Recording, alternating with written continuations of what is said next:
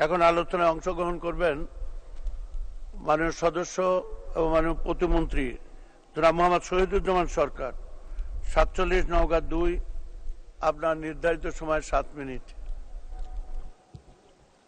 মাননীয় speaker sir, 2024-25 অর্থবৎসরের বাজেটের উপরে সাধারণ আলোচনায় অংশগ্রহণ করবার সুযোগ দেওয়ার জন্য আপনাকে ধন্যবাদ এবং কৃতজ্ঞতা জানাই। মাননীয় স্পিকার স্যার, আমার কথার শুরুতেই আমি গভীর শ্রদ্ধা ও কৃতজ্ঞতার সাথে স্মরণ করছি সর্বকালের সর্বশ্রেষ্ঠ বাঙালি জাতির পিতা, গোটা বিশ্বের নিপীড়িত মানুষের প্রকৃত নেতা, আমাদের অহংকার, আমাদের গর্ব, জাতির পিতা বঙ্গবন্ধু শেখ মুজিবুর রহমানকে।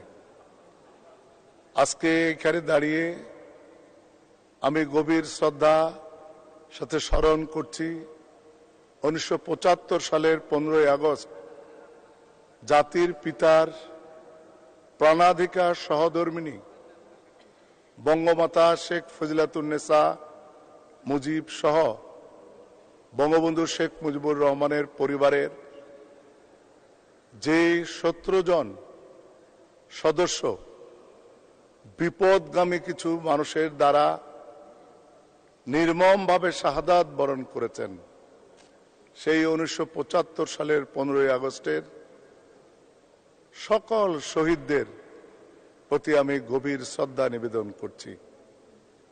মাননীয় স্পিকার স্যার, আমি এক্ষুনি দাঁড়িয়ে মহান মুক্তিযুদ্ধে জাতির পিতা বঙ্গবন্ধু শেখ মুজিবুর রহমানের অবর্তমানে আমাদের জাতীয় 4 নেতা Syed Nazrul Islam, Tajuddin Ahmad, captain M Mansur Ali, H M. Kamaruzzaman যারা নেতৃত্ব দিয়েছেন, যাদেরকে 1975 সালের নভেম্বর মাসে কারা অভ্যন্তরে নিরাপদ জায়গায় থাকবার পরেও নির্মমভাবে হত্যা করা হয়েছে, সেই 4 জাতীয় নেতাকে আমি শ্রদ্ধার সাথে স্মরণ করছি।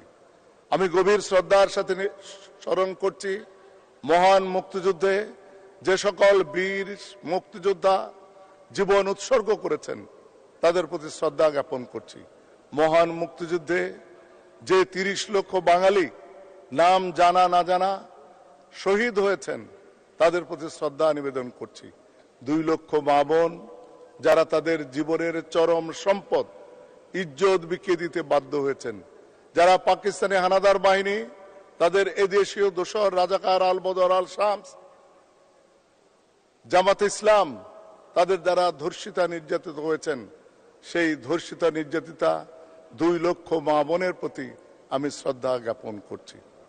মাননীয় স্পিকার স্যার, এটি বহুল ব্যবহৃত শব্দ, বহুল ব্যবহৃত বাক্য যে বাজেট শুধু আয় ব্যয়ের হিসাব নয়, বাজেট শুধু অর্থনীতি নয়, বাজেট একটি দলের, একটি সরকারের একটি ঐতিহাসিক এবং রাজনৈতিক একটা দলিল।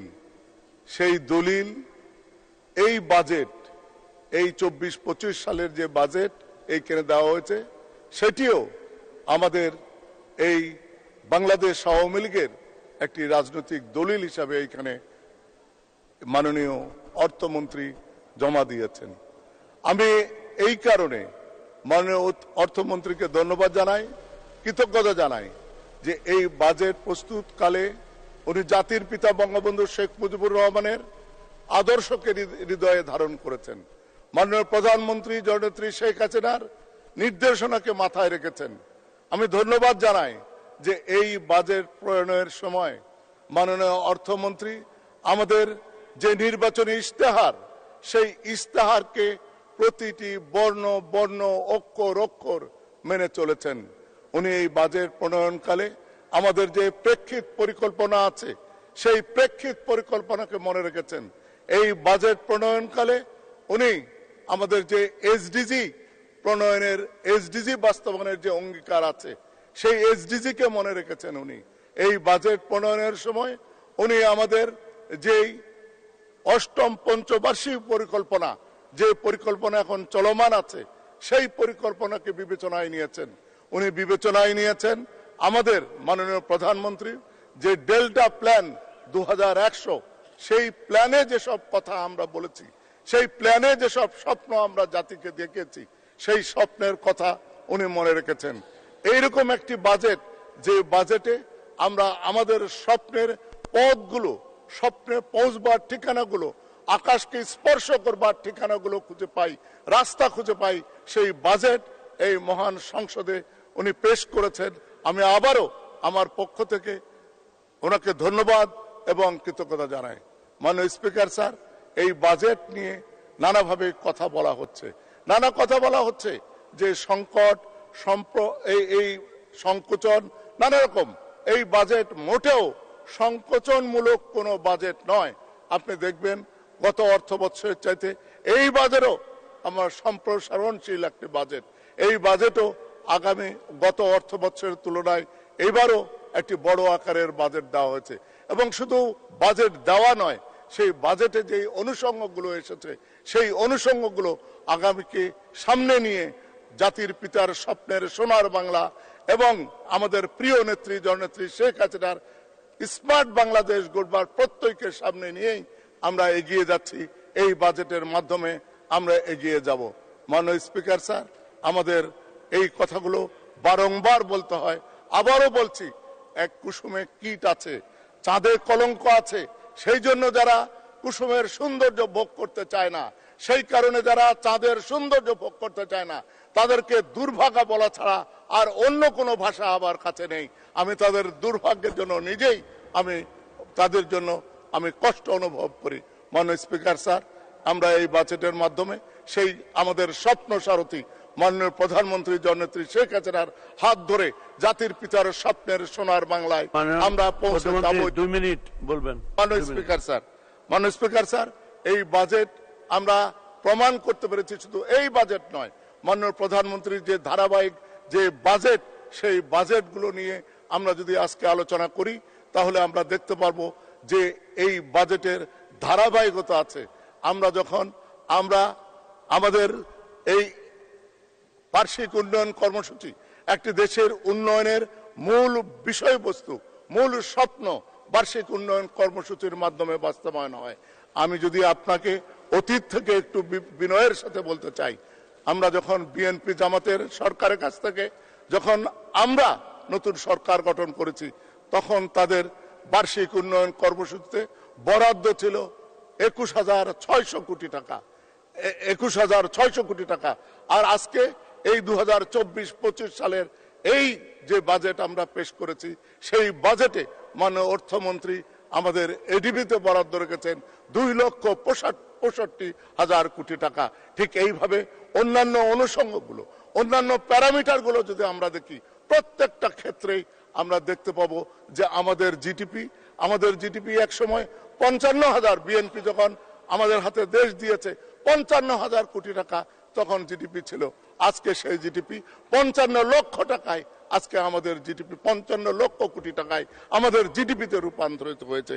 এইভাবে প্রত্যেকটা ক্ষেত্রে আমি শুধু একটা বিষয়, আমি লম্বা করতে চাই না, সময় স্বল্প, আমি শুধু বলতে চাই যে আমাদের গড় আয়ু, একটা দেশের মানুষের গড় আয়ু ওই দেশের অর্থনীতিকে কিছুটাও প্রতিনিধিত্ব করে। আমাদের গড় আয়ু ওই জামাত বিএনপি সরকারের সময় 66 বছর ছিল, আজকে আমাদের গড় আয়ু 73 বছর অতিক্রম করে যাচ্ছে। এবং আমরা গর্বের সাথে বলতে পারি, এই গড় আয়ু এই দক্ষিণ এশিয়ার মধ্যে বাংলাদেশ, ভারত, প্রতিমন্ত্রী 2 মিনিট বলুন। পাকিস্তানের চাইতে বাংলাদেশের গড় আয়ু বেশি। মানে আমাদের মানুষ আজকে ভালো আছে, এটি আমরা প্রমাণ করে দিয়ে বলতে চাই যে আমাদের গড় আয়ু এটি ইন্ডিকেটর। মাননীয় স্পিকার স্যার, এটি নিয়ে অনেক কথা হয়, ঋণের কথা বলা হয়, ঋণ করছি আমরা, ঋণ করছি, এই কথাগুলো বলা হয়। অর্থনীতির প্রাচীন শাস্ত্র যেটি, এখন পর্যন্ত যেটি অর্থনীতির মূল আকর গ্রন্থ হিসাবে গোটা পৃথিবীর কাছে, বিশেষ করে আমাদের এই উপমহাদেশে পরিচিত কৌটিল্যের অর্থশাস্ত্র, সেই কৌটিল্য তার অর্থশাস্ত্র যেটি লেখা হয়েছে যীশু খ্রিস্টের জন্মেরও 400 বছর আগে, সেই অর্থশাস্ত্রে কৌটিল্য বলেছেন ঋণাং কৃত্তাং ঘিতং পিবেত।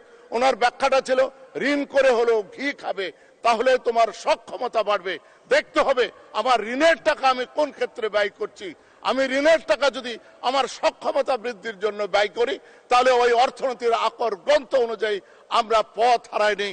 আমরা জোর দিয়ে বলতে পারি আমরা সেইভাবে ব্যয় করছি, এবং সেই ব্যয়ের আমরা যে ফসল আমাদের এই জাতি, এই দেশের মানুষ আমরা ভোগ করছি, এইটুকু আমরা জোর দিয়ে বলতে চাই। মাননীয় স্পিকার স্যার, আমি শুধু আপনার মাধ্যমে বলতে চাই, আমাদের কোন বক্তা আমাদের এই সময়টাকে উদাহরণ হিসাবে বলছেন যে করোনা কালের চাইতে আমরা এখন খারাপ আছি। তাদেরকে দয়া করে এটি বুঝবার জন্য অনুরোধ করছি যে যখন একটা কেন্দ্রে কোনো একটা ঢেউ ওঠে, সেই ঢেউটি পাড়ে আসতে পড়তে বেশ সময় লাগে। আমরা করোনার সময় যে ঢেউয়ের শিকার হয়েছি, সেই ঢেউয়ের আজকে অবস্থাটি এইখানে চলে আসছে, আমাদের পাড়ে আসে আঘাত করছে আজকে ঢেউ। আর শুধু সেইখানে নয়, মাননীয় স্পিকার স্যার, আমরা জানি যে নগরে আগুন লাগলে দেবালয়ে রক্ষা পায় না। গোটা বিশ্বে আজকে ইউক্রেন রাশিয়ার যুদ্ধ বলেন, আর সেই মধ্যপ্রাচ্যের গাজা ফিলিস্তিন ইসরায়েল যুদ্ধ বলেন, গোটা পৃথিবী আজকে একটা টালমাটাল অবস্থায়।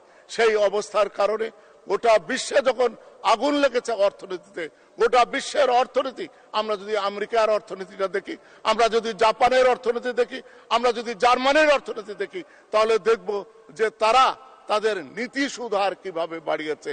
এই নীতি সুধার বাড়াবার জন্য গোটা পৃথিবীতেই আজকে ডলার দুর্মূল্য হয়েছে। সেই ডলার দুর্মূল্য হবার সময়ও আমাদের বাংলাদেশ ব্যাংক সাহসী পদক্ষেপ নিয়েছে রোলিং পেগ সিস্টেমের মাধ্যমে। এখন কিন্তু ডলারকে একটা নির্দিষ্ট জায়গায় বেঁধে রাখবার মতো অবস্থায় আমাদের সরকার, বাংলাদেশ ব্যাংক সেই অবস্থায় এসেছে। আমি আশাবাদী যে প্রক্রিয়ায় আমরা বাজেটটা এখানে উপস্থাপন করেছি, এবং ইনশাল্লাহ এই বাজেটের মাধ্যমে আমরা যে স্বপ্ন দেখি, আমাদের সামনে যে লক্ষ্য, সেই লক্ষ্য জাতির পিতার স্বপ্নের সোনার বাংলা, আমাদের লক্ষ্য জননেত্রী শেখ হাসিনার স্মার্ট বাংলাদেশ বিনির্মাণ।